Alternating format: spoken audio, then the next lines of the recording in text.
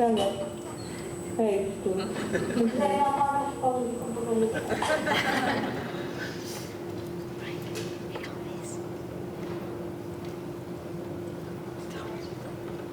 E esta aqui era eu tocar clarinete, eu acho que vocês ouviram. E provavelmente não é o melhor clarinetista que vocês ouviram na vossa vida, mas garantidamente um dos mais confiantes. E a minha vida sempre foi assim, sempre se fez com muito som. Eu cresci em uma casa com irmãos a estudar música, pelos alunos de conservatório, a tocar piano, sempre me envolveram nessas dinâmicas também. Os meus pais sempre partilharam longos serões com amigos, com guitarras, com música. Isso sempre foi muito mais normativo do que propriamente a exceção. E portanto, para mim, esta realidade musical, eu fui aluno no conservatório desde os 6 anos, nunca foi propriamente algo que eu definisse para mim, foi algo que aconteceu. Eu acho que se calhar lembro-me primeiro da música e só depois das palavras. Mas não só isso, também a dimensão do som, a dimensão do ruído. Eu cresci na cidade, a cidade é um antro de poluição sonora, por definição. É um sítio onde nós temos os ruídos imprevisíveis das ambulâncias, das sirenes, dos clarinetistas que tocam sem ser convidados, de muita coisa que acaba por ser imprevisível na forma como acontece e que acaba por, se calhar, gerar uma certa ansiedade na escuta. Mas também tive o privilégio de ir para a montanha, de ir para o campo e contemplar o som de uma outra forma. Por exemplo, não sei se vocês já fizeram este fantástico exercício, mas quando estamos no meio de uma montanha e de repente gritamos sem qualquer tipo de filtro e ficamos a ouvir o eco da nossa voz durante vezes intermináveis e nos faz sentir que estamos numa imensidão e numa amplitude que não conseguimos controlar. Ou então quando passa o vento numa árvore com folhas e de repente parece que alguém está a escrever uma peça para nós.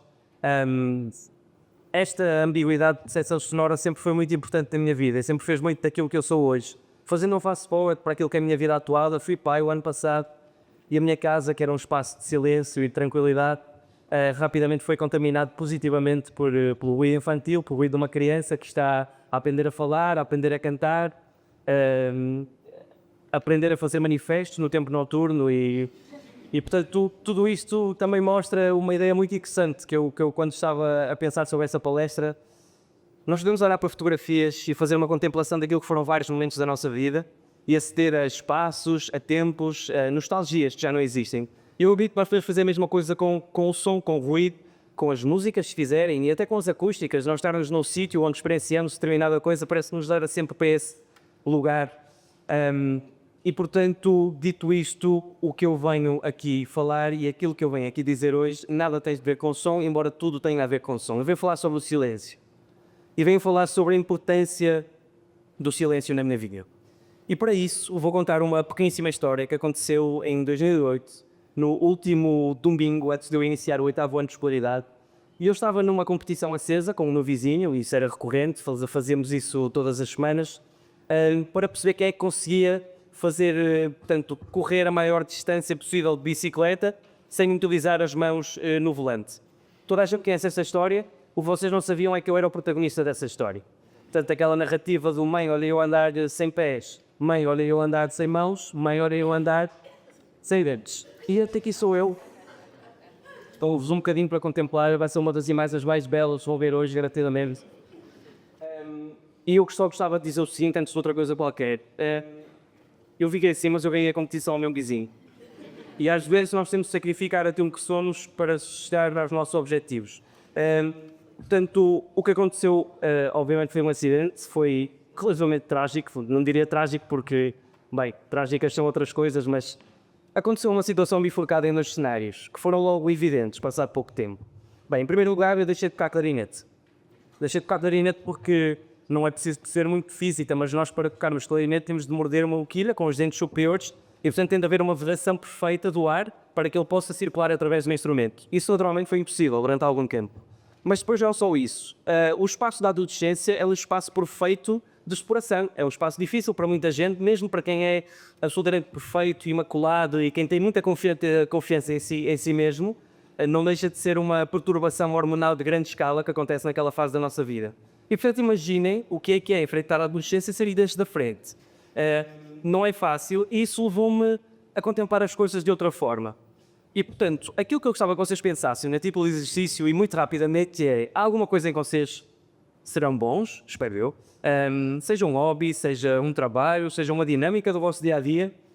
E o exercício que eu propunha era, o que é que acontece, o que é que fica se a vossa música deixar de soar? O que é que acontece se o vosso ritmo deixar de acontecer da forma que vocês o conhecem? E na verdade foi isso que me aconteceu. E fazendo uma autoanálise face àquilo que foi a minha história, eu reconheço que aquilo que ficou foi o silêncio, foi o vazio e foi a invisibilidade. E ao fazer este raciocínio, eu senti-me na obrigação de explicar o seguinte: isto não são palavras más, não têm de ser palavras más. Isto são palavras que contêm em si muitas possibilidades. E foi dentro deste silêncio que aquela acidente de bicicleta trouxe para a minha vida que eu acabei por perceber muitas outras coisas que não percebia até então. Por exemplo, eu deixei de tocar clarinete, mas descobri que podia tocar piano, descobri que podia tocar guitarra, descobri que podia tocar bateria. Pelo caminho, se calhar, algumas ligações foram sendo cessadas, porque também, eu senti-me muito mais confortável no meu espaço pessoal do que propriamente a partilhar o tempo na escola. Isso levou-me a descobrir outros amigos com quem falei muito sobre música, com quem descobri muita música, com quem inclusivamente criei uma banda. E nós, durante muitos e muitos anos, perdidos num barraco invisível no meio da montanha, fizemos música, descobrimos música juntos, música que não se escrevia à mão, mas que se intuía. E portanto esta lógica, eu olho para trás e penso, como é que teria sido se eu não tivesse vencido o meu vizinho? Provavelmente a narrativa seria completamente diferente, mas eu agradeço por tudo isto ter acontecido e reconheço que foi de uma amplitude gigante na narrativa da minha vida. Essa narrativa, nesse momento, foi fundamental para que eu pudesse escrever música. Eu comecei a escrever música, percebi que se calhar não gostava tanto de tocá-la, gostava de escrevê-la, de dar a outras pessoas que a pudessem tocar e perceber o que é que acontecia nesta dinâmica. E isso rapidamente levou-me à composição. A composição foi se calhar aquilo que vocês verem em primeira instância, que o silêncio não é o contrário do som. O silêncio é o alicerce do som. É o sítio que o som precisa para se desenvolver. E portanto, correndo nestes anos e nestas histórias que me fizeram a tu, que eu sou hoje, eu passo a maior parte do meu tempo, felizmente, porque sou um privilegiado por fazê-lo, a escrever música, a dedicar o meu tempo a criar música.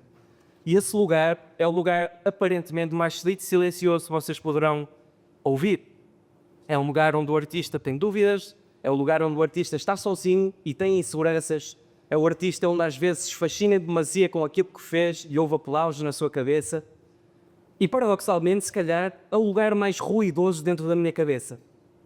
E hoje, na atividade da composição e na atividade que exerço todos os dias na solitude do meu escritório, eu percebo que é como se eu estivesse a fazer uma ponte com aquele rapaz que toca clarinete todos os dias. E estivesse a dialogar com um som que já não posso fazer e o silêncio que aprendi a escutar. E isto foi determinante da minha vida e fez-o ver, e este é o nome da palestra, que a canção que não se escreve também canta.